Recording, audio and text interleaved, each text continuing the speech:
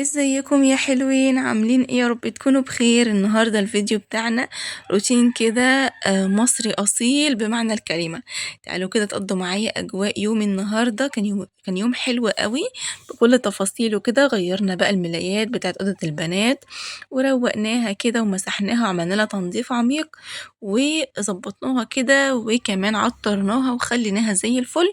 وعملت كمان فطار خفيف وجميل وكلنا بنعشقه، وهو يا بنات الشعرية باللبن. طعمها بيبقى تحفة، بنحبها جدا جدا في الفطار، بتبقى خفيفة وجميلة قوي قوي، وكمان تغيير لأن بنزهق كل شوية من الفطار.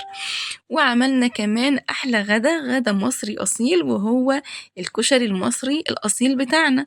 بصراحة اليوم النهاردة كان يوم حلو وكان يوم مميز وجميل، وكان يعني بصوا كان كله تفاصيل حلوة جدا جدا. أتمنى إن انتوا تشوفوا الفيديو، هتلاقوه كامل على القناة.